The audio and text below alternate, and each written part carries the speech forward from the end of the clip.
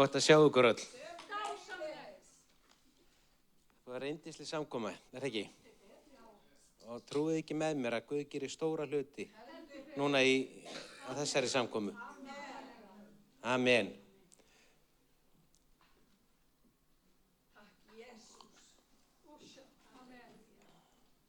Drottinn, ég bara bið þig að láta anda þinn falla áfram hér yfir. Ég þakka þig fyrir eldur þinn og kraftur. Hann mun snerta við okkur öllum á þessari samkomu. Í Jesú nafni, amen. Í Biblíunni er talað það að Jesús skýrir með heilugum anda og eldi. Jóhannes sagði, ég skýri með vatni. Það er flott. En með heilugum anda og eldi, það er alltaf meira, sko. Er þetta að stilla þessu upp ykkur með þannig að...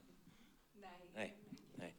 Og við höfum líka, þegar að Guð mætti Móse, að þá er Móse hann upp á fjalli, geta sauða, og þá allt í einu kemur kemur hann að þyrniruna sem logar, en runnin sjálfur brennur ekki. Það er líka sagt frá eldi þegar að postularnir á hvítasunnudag voru samankomnir á loftstofunni. Jesús þarf alltaf að gera eitthvað svona með stæl, eitthvað svona mjög fyndið. Þeir voru þarna sunnudagsmorgni og sunnudagsmorgnar hjá gyðingum er eins og mánudagsmorgnar hjá okkur, af því að þeir byrjuðu vikuna þá. Og allt í einu verður fólk var við það að koma þrumur, engin rigning, engin ský. Svo líta þarna einhvern stað sem er loftstofa, þá logar eldur, en húsið brennur ekki. Svo komur að gá hvað það er að vera. Það eru 120 manns þarna inni. Og þeir allir, saralalala! Svo eru þeir að lofa Guð. Svo gerast kraftaverkin að sumir þeir eru að lofa Guð og öllum finnst þeir vera að tala sitt eigið tungumál. Milli þess sem þeir eru að tala eitthvað sem enginn skilur. Og menn fóru að velta fyrir sig hvað verðum að vera, sko. Það helsta sem þeim datt í huga að vera allir fullir. Og Pétur stendur upp og fer að útskýra hvað er að gerast og bendir þeim á að klukkan er bara 9 á morgni, sko. Þetta er svona mánudagsmorgun hjá okkur, sem ekki líklegt allir séu þarna fyllir í 120 manns. Svo útskýrir hann hvað er að vera. Og nokkur þúsund manns gefa Jesú líf sitt og einni predikun náði hann meiri árangri en Jesús á 3 árum í þjónustu sinni í að ná til hjartna fólks. Og Jesú hafði sagt þeim 5 mánuðum áður að þetta myndi gerast. Þegar hann væri farinn, þá kæmi hann í heilugum anda og eldi og myndi byrja að breyta fólki. Og það urðu breytingar á þessari einu ræðu, langt það sem hafði gerst í Jesú allan tíma, þá hafði gert kraftaverk og hvað eina. Það er tvennt sem það er miklu fleiri versi í Biblíun til eldin, ég hef ekki tíma til að fara í það. En tvennt getum við sagt eldin, annars vegar að fólk spyr, eða til góður Guð, eða til réttlátur Guð, af hverju er heimurinn það svona? Jesús svarar þessari spurningu, bæði beint og í dæmisögum. Það er ekki þannig að auðvitað við það svar þá vaknar upp nokkrar aðrar spurningar sem ekki er hægt svara. En svarið sem hann segir er að það kemur sá tími að eldur Guðs fer þessa veröld og allt sem er rangt, allt sem er þjáning, allt sem er þrenging, það eyðist upp í eldinum. En Jesús segir, það er eitt vandamál. Áður en það gerist, þá þurfa allir að fá tækifæri til að forðast þetta afleiðingarnar. Annars brenna þeir bara upp líka.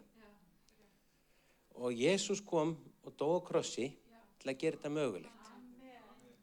Og þegar að Guð eyðir öllu ranglæti í heiminum, þá lifum við það af sem við höfum tekið á móti honum. Í staðinn brennur upp það sem er rangt í okkar eigin lífi. Og verður að engu gert. Og við byrjum nýtt líf, án þjáninga. án þess að vera jagastjörnum, án þess að vera þunglindi yfir einhverjum smámunum, án þess að vera í góðu skapi og svo gerist eitthvað smottir og allt ómögulegt. Þetta gerist þegar eldur Guðs búinn að fara og ekki veitir af. Og þegar ég var tæplega 13 ára, þá gaf ég Jesú líf mitt. Ég hafði ekki verið alinn upp í neinni trú, en það breyttist allt. Og þetta besta ákvörðun sem ég nokkuð tímann tekið, og þetta mest afgerandi í mínu lífi og það besta sem ég hef gert. Ég upplifði margt yndislegt í mínu lífi. Það ekkert sem toppar þetta. Og það þannig að til að eignast þetta líf, þá gerum við það eitt. Við sækjum ríkisborgararétt í ríki Guðs. Það fullt af fólki sem kemur hérðan frá erfiðum svæðum, frá Gaza eða það sem hungur eða neyð og vil koma til Íslands og fá ríkisborgararétt til þess að verða laus við allt þetta og fá að byrja nýtt líf. Og þá segja menn, já, ef þú gerir það, þá verður að gangast undir lög þessa lands. Og ef við gefum Jesú líf okkar og göngumst undir konungana og gerum hann okkar drottni og okkar Guði og játum hann, þá eignumst við þetta líf. Þá verðum við ríkisborgarar í ríki Guðs. Og þá erum við vernduð. Þá byrjum við nýtt líf frá þeim degi og verðum þar alla eilífð. En þangað til að þetta gerist, þá mun eldur Guðs birtast með öðrum hætti. Og hann birtist til dæmis þegar að vakningaverða fólk kemst til trúar og þegar andi Guðs að starfa, þá hef ég séð þunglinda verða glaða. Þá hef ég séð sjúka læknast, eldur og kraftur byrja að loga innra með fólki. Menn eignast nýtt líf. Og ég man eftir því einhvern tímann þá kom maður á samkomu í veginu, það er mjög langt síðan, og hann gat ekki gengið, svo að beðið fyrir hann og hann bara stóð upp og gekk. Og hann hafði verið hann var sko á Landakoti, ég man ekki alveg hvað starfsemi var rekin þar þá, það var oft verið breytilegt. Og hann fór ekki tilbaka, kom svo bara daginn eftir, sótti dótið sitt, kom á eigin bíl og þegar hann labbaði út með dótið, það var allt starfsfólk út í glugga að horfa á hann.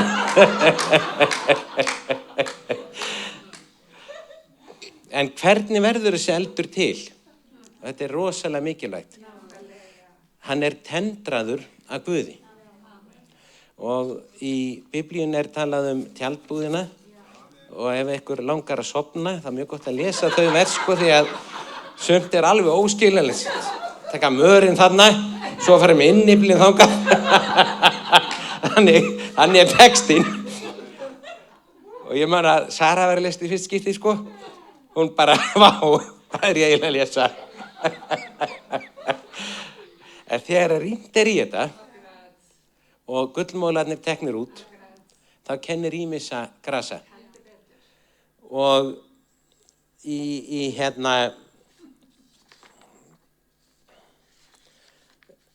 þegar sem sagt eldurinn var kveiktur í fyrsta skipti, þá gerðist það þannig að Aron sem var presturinn, æðsti presturinn, hann lyftir upp hendur sínar yfir fólki og blessar það.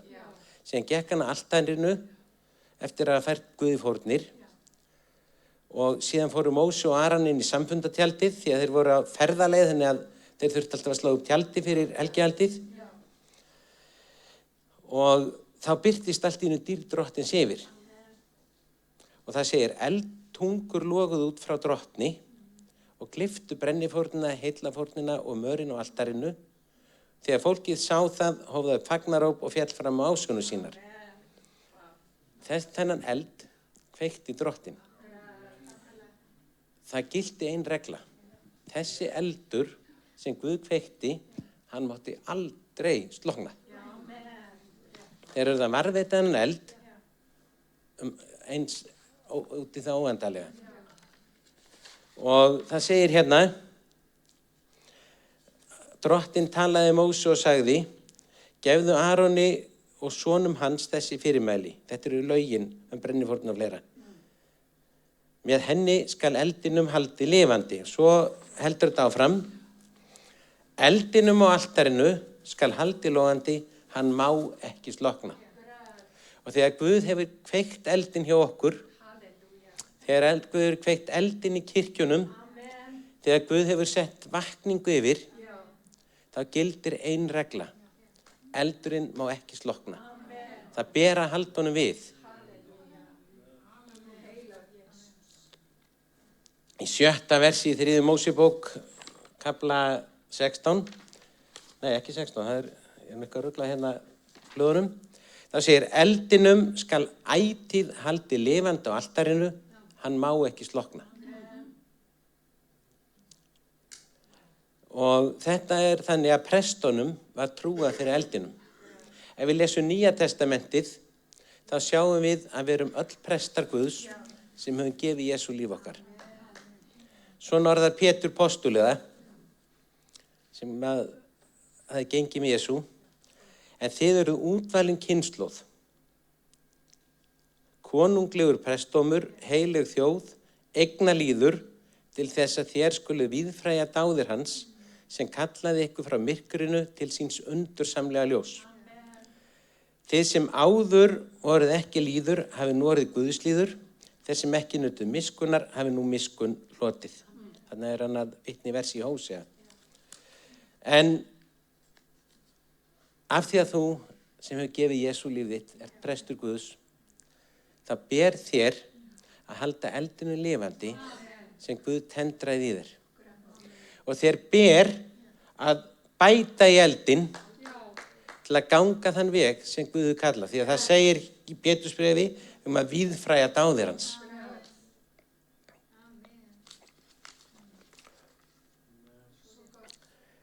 Þannig að Guð tendrar eldin en við þurfum að varðveita hann. Við megum aldrei láta hann slökkna og aldrei láta hann kólna. Það var önnur regla sem gilti og hún er mjög mikilvæg. Prestarnir máttu ekki nota annan eld en Guð hafði tendrað. Hann var tekinn af altarinu og allur eldur sem var notaður í Guðsþjónustum, hann var tekinn þaðan. Annan eld máttu ekki nota. Og það er sagt frá því í 3. Mósebók, 10. kafla, einhverju sinni tóku þeir Nadab og Abiú, synir Arons, hvor sínar reykelsis pönnuna, létu eld í og lögðu reykelsi ofan á og báru óhreinan eld fram fyrir augli drottins sem hann hafði ekki boðið að gera. Fór inn í það sem hefði allra helgasta var, það sem sáttmálsörkin var. Brutu boð Guðs að nota aðeins eldin sem Guð hafði tendrað. Þá gekk eldslögi út frá augliti drottins og gleypti þá, þeir létu lífið fram fyrir augliti drottins. Það er væntanlega að það kom eldurinn frá sáttmálsörkinni. Þetta er svo í Indiana Jones. Reytir svo þjóð lostark. Þetta sé ekki fyrirmyndin að þessu atriði í bíómyndin, við grunna það. Og þá sem sagt sagði Móse við Aron, nú komið fram það sem drottin sagði, í sínu heilagleika minn þeim sem eru mér næstir, birti dýrð minna fram fyrir allri þjóðinni. Og Guð sýnir heilagleika sinn meðal okkar sem eru hans prestar, sem stöndum honum næst. Og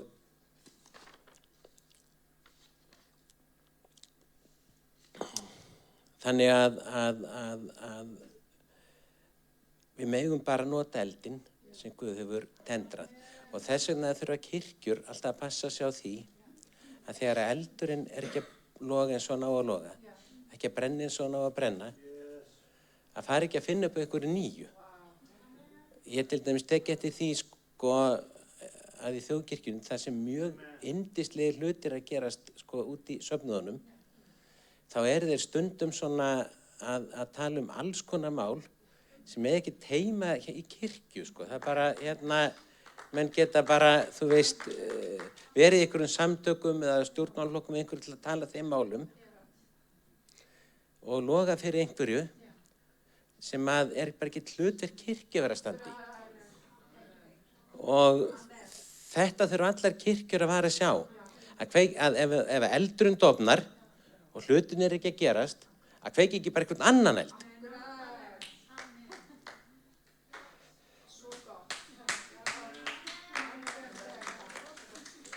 Þannig að við þurfum að gæta þess að fylla ekki líf okkar að einhverju bara uppfyllingarefni af því eldur Guðs hefur eitthvað að dofna innra með okkur. Við þurfum að bæta þann eld. Og ég get sagt við þá sem hér inni, og ég þarf ekki að segja það því að þið vitið það, að þegar við höfum kynnst kraftinum í eldi Drottins, þegar við fengið að reyna þann eldi í okkar lífi, þá ekkert sem getur toppað það. Það ekkert sem getur komið í staðinn fyrir það. Við getum farið alla veröld, við getum prófað allt, en við endum alltaf á að biðja Guð að tendra eldin í líf okkar á nýja leik. Og ég kynnst mörgum sem hafa farið svona frá trúnni tíma. Þeir eru búin að þvælast allt, þá koma þeir tilbaka. Það vegna þess að þeir vita hvað best að vera.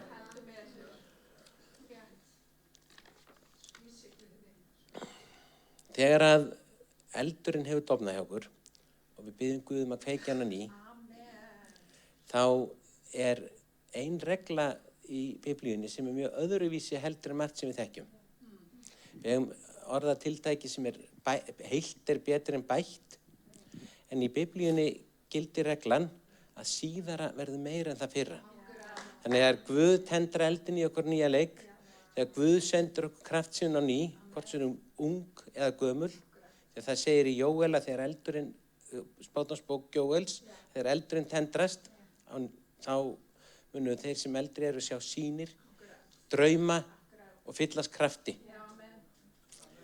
Það segir í Jesaja að ungi menn hníga, en þeir sem vona á Drottinn fá nýjan kraft og þeir geta hlaupið án þess að þreytast og gengið án þess að lýjast. Móse upplifði þetta þegar hann fékk köllunina, þá datt honum það í hug að framkvæma hana með því að drepa egypskan mann. Mjög skrítin aðferð við að uppfylla köllun sína og leiða Ísraelsmenn úr þrældómi. Svo hann búinn að vera 40 ár og þá mætir hann eldinum. Hann mætir Guði í logandi þyrniruna. Og þegar hann kemur tilbaka, þá vinnur hann þetta óvinnandi verk að leiða þjóð sem vildi ekki hafa hann sem leiðtoga úr landi sem vildi ekki sleppa þeim með fólk sem vildi ekki fara þaðan.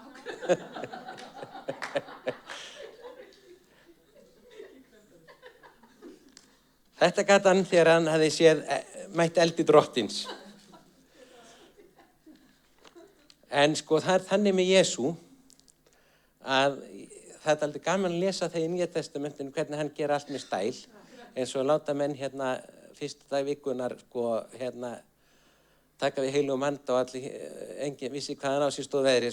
10 dögum áður þá hafði hann hvatt læri sinna með stæl. Þeir voru hann upp á Olíufjallinu og þeir voru bara að tala við hann og hann hvatti þá ekki.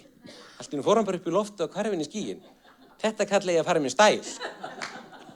Og svo kom englar og sögðu hann þegar hann kemur tilbaka og gerir það nákvæmlega eins. Bara kemur á þess að gera boð undan sér.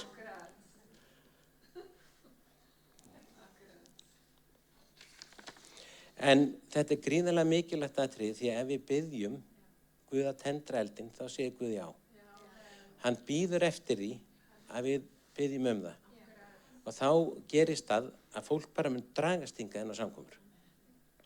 Það mun bara gefa Jesú líf sitt. Og við munum sjá stórkostlega hluti gerast. Við þurfum að sjá þetta gerast hér í þessari kirkju og við þurfum að sjá þetta gerast út allt. Mér langar aðeins að við biðjum saman. Já, Drottinn Jesús, ég biðji núna að tendra eldinn í hjörtum okkar.